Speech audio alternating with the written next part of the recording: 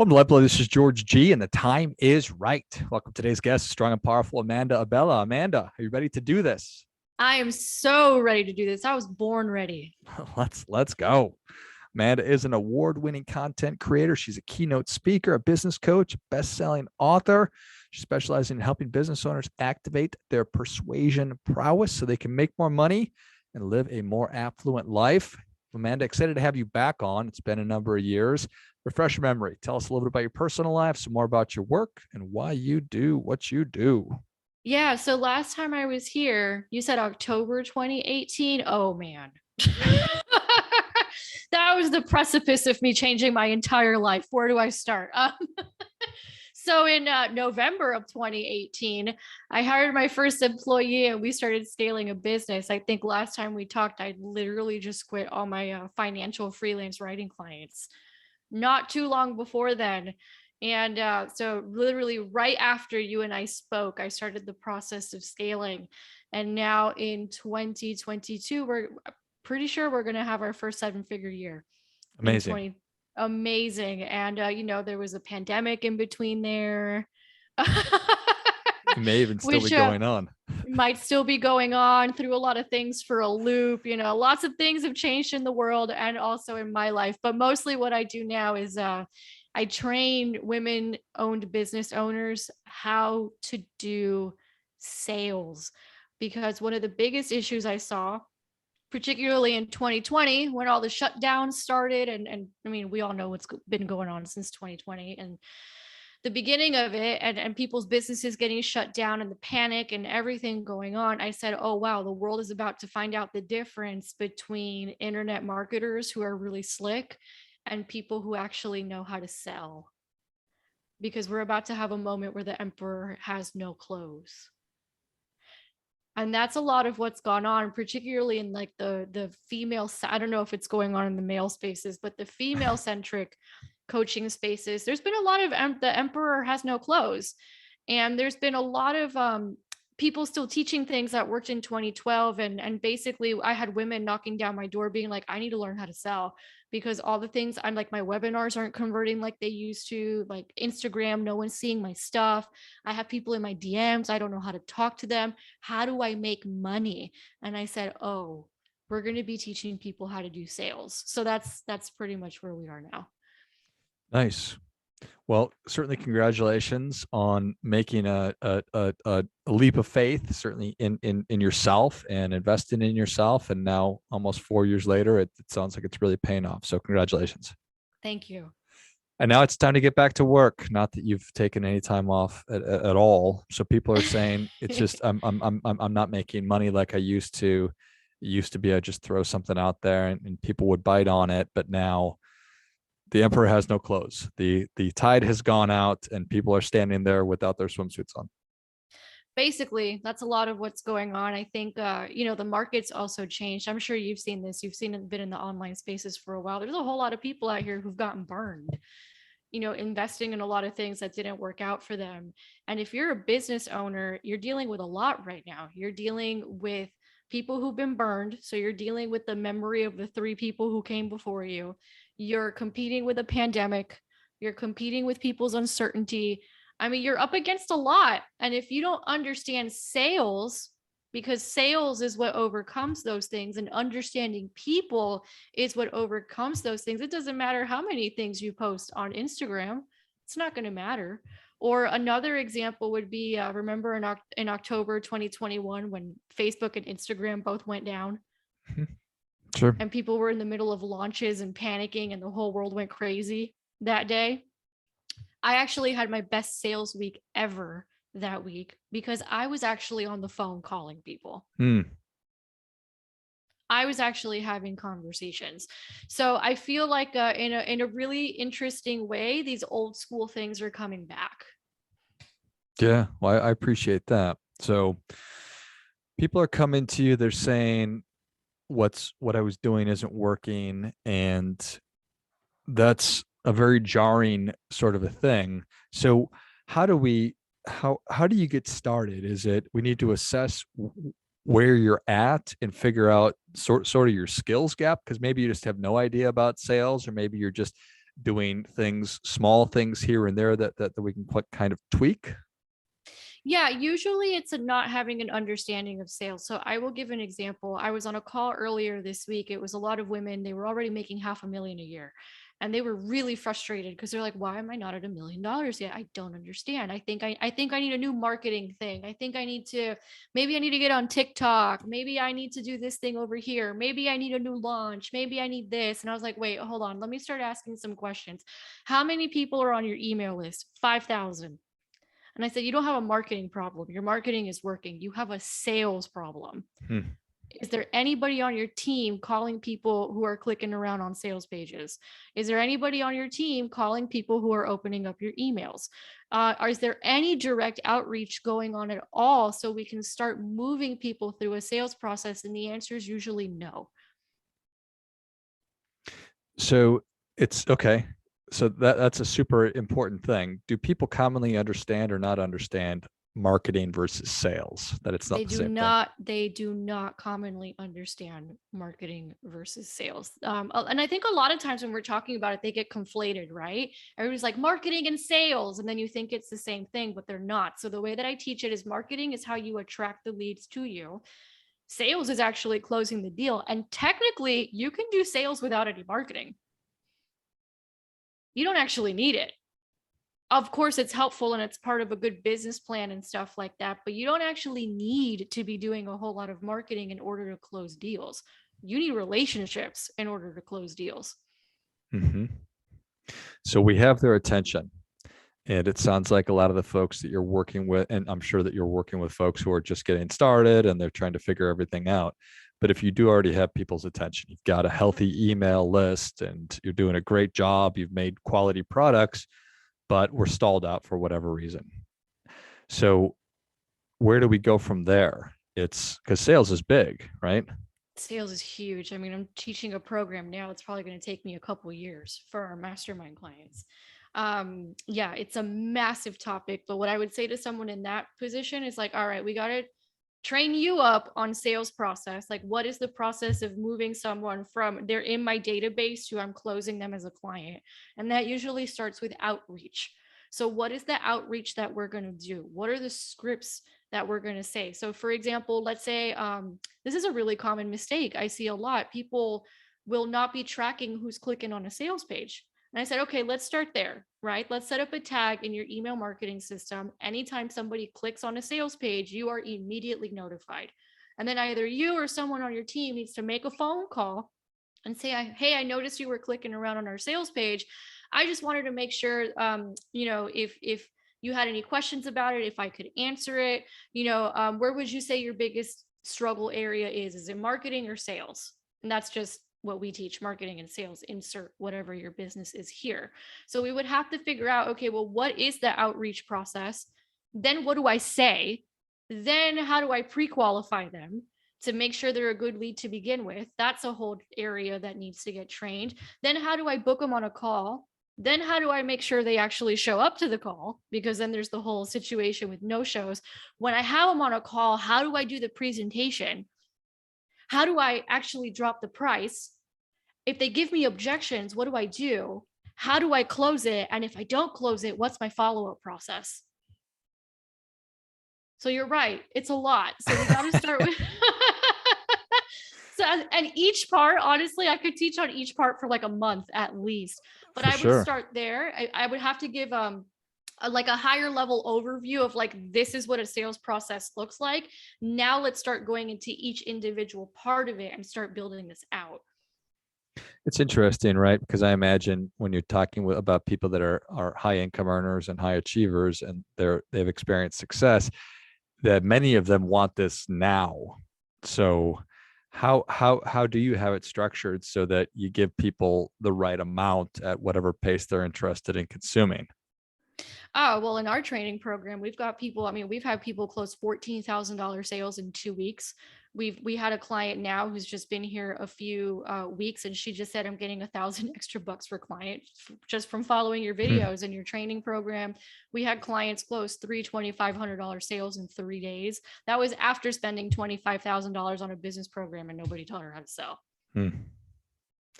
So it can happen fast. It could happen really fast. I think what's going on is people are not getting the right information. There's a lot of people out here who keep talking about marketing and beat the Instagram algorithm and do this on a webinar. And I think it's also us, like, let's be real too. Like, people don't want to do sales because it's terrifying. Sure. Let's be honest about it. So they're in the back end building funnels thinking that they're working, and really you just got to go pick up the phone and close a deal. Mm-hmm. And it could be very simple. I mean, I closed a $23,000 contract 2 days ago in the DMs in between meetings. Nice. Or for example, this morning, I'm like, oh, I'm working on this new thing. Let me call this person. They would be perfect for it. Now there's a $20,000 deal on the table. So it doesn't have to be complicated. I think once people make the connection of, oh, okay, so if I think sometimes they're just boggled by the fact that they're sitting on so many leads and they didn't realize it. Because they didn't Yeah. know what to do with them. Right. I imagine that it's a function of fear and anxiety over it. It's a function of overwhelm because there's probably a little too much. And so where do I start? How do I pick it up? I can't find the handle, kind of a thing.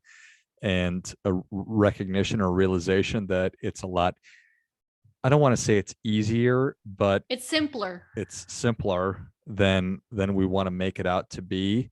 And there's probably a lot of folks that you're working with that are not used to using the telephone app on their telephone. Yes, that's a part of it too. And I think a lot of people saw success because we saw the upswing, right, of all the good side of social media algorithms, and now it's not like that. And then you also have industries that are saturated, and the public is extremely distracted with a lot of things that have been going on in the last couple of years. So the playing field has completely changed as well, and people are now starting to realize, and I started calling this out 2 years ago, but now in 2022 is when they're like, oh shit, oh my gosh, what if my inbound flow dries up? What if Facebook goes down again? What if I get locked out of my account? What am I going to do if things get shut down again? And then people don't have access to credit, or they're distracted, or they've got all this stuff going on. What am I going to do? I'm only relying on this inbound stuff in social media, and it's not sustainable long term. Yeah. So people are having the realization now. It's very interesting. Well, I think because it's certainly not too late. At least I don't think so. Right? Of course not. And it's probably never too late. But it's one of those things where now is 100% the time that you need to be sharpening your saw and putting new tools in your toolkit. I don't think I can get another metaphor or analogy for you need to get your stuff together. Yeah, it's time to grow up and be professional. Yeah. That's a part of it. Because if you look at more traditional businesses, I think in the online spaces, this is crazy. But if you look at more traditional businesses, they're cold calling every day. Mm-hmm. In addition to all that inbound stuff, in addition to the paid advertising, in addition to the social media, they are also doing traditional sales, because any smart business knows that you want to be using every client acquisition strategy available to you. Yeah. How do you coach people to do you coach people to carve out specific time throughout the day for sales, or how do you structure that? Yeah. Or So I can tell you what I do, and then I can also tell you what I've told team to do, and I can tell you kind of what the statistics show. So the statistics show that the best time to do outreach and calls is actually between 10 a.m. and 12 p.m. Oh, I'm sorry, 10 a.m. and 2 p.m. I added an extra one there. 10 a.m. and 2 p.m. is the best time to get a hold of people. Now, that being said, are we always in a space in our business where we can do 10 a.m. to 12 p.m.? No, but you still got to make the phone call. So just make the phone call. One phone call is better than no phone call. The other thing I will say, and I had a mentor teach me this, and I will say it's a game changer, is the first couple of hours of every single day is spent on income generating activities. It's outreach, it's making connections, it's follow-ups. How about this? Go to everybody who's ever told you no and follow up with them and see why you didn't close them. mm-hmm. So the first couple hours of the day, focus on the new money, focus on the income generating activities. When I started implementing that, last year, our business grew 162%. All the Nice. fires, all the client stuff, all the ops, all that can wait until the afternoon. First 2 hours priority is new money. That other stuff will be there probably. It'll still be there.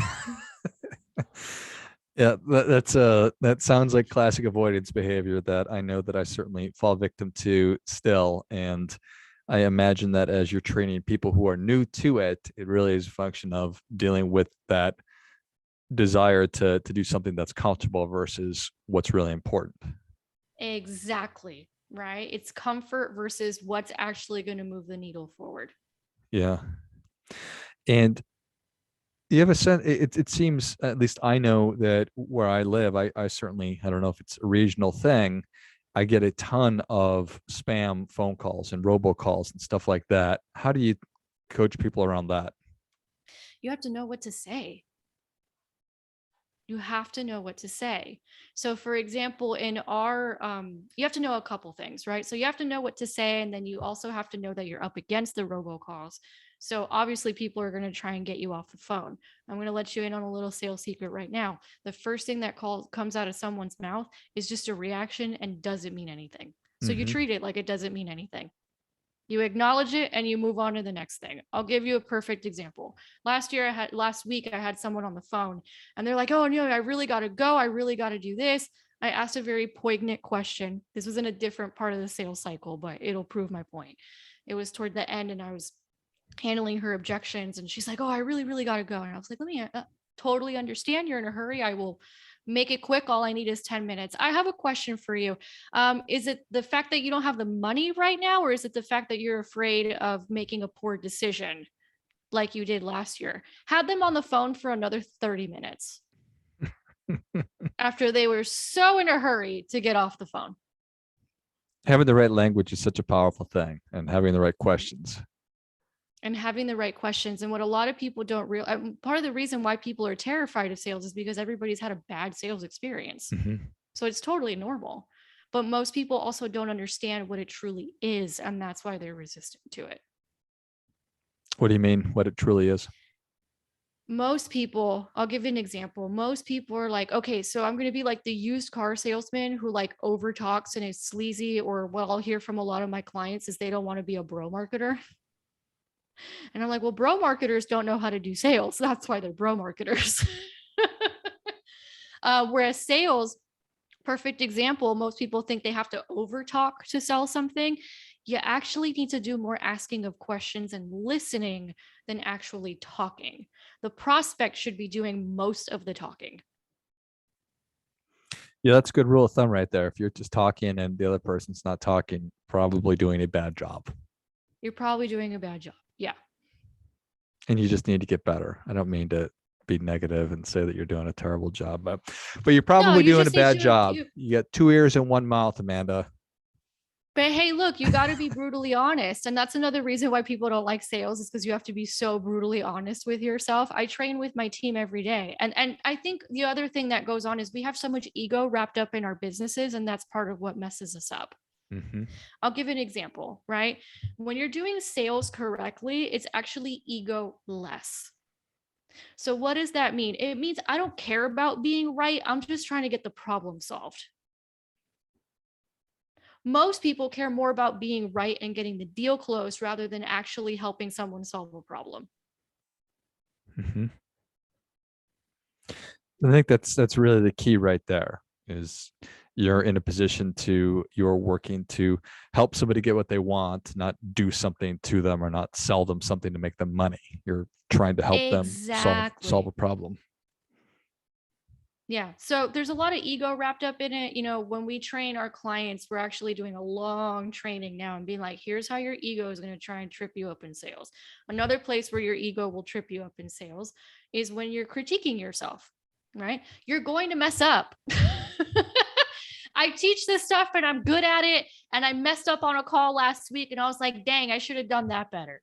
Right? I can pick it up and be like, all right, next time I'm not making that same mistake. I made a different mistake next time. Now, the good news is most people don't know sales, so they won't even know that I made a mistake. But the thing that we're trying to get at here is I want to improve my skills. I want to get better at this. I want to master this.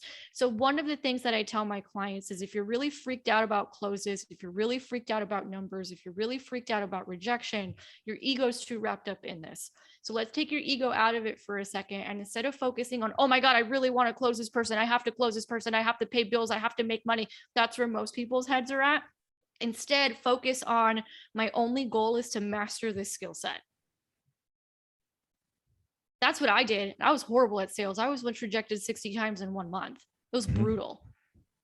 And I had to pick myself back up again. And I had to be like, okay, I'm gonna master this skill set. And I made that my focus rather than the money. I love it. Yeah. I think that's all really well said, and such an important thing for people who are listening and they're reticent, they're nervous, they think I could never do that, but the reality is everything you just talked about is the truth, and what we think is going to stop us are just fears that aren't real. Fears that are not real, right? And I want to also be clear, a lot of the reason why people are scared is because you don't understand what's going on. So someone listening right now may not know that if you call someone out of the blue and then they're like, I'm not interested, they don't know how to respond to that. They don't know that it's what a lot of sales trainers would call a reactionary defense response, that it doesn't mean anything.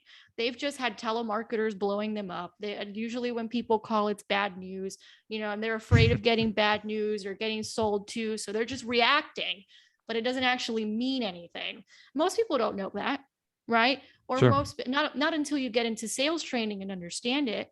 Most people don't know that if you're on the later stage of a sales cycle and someone says, I can't afford it, 8 times out of 10, it's not true.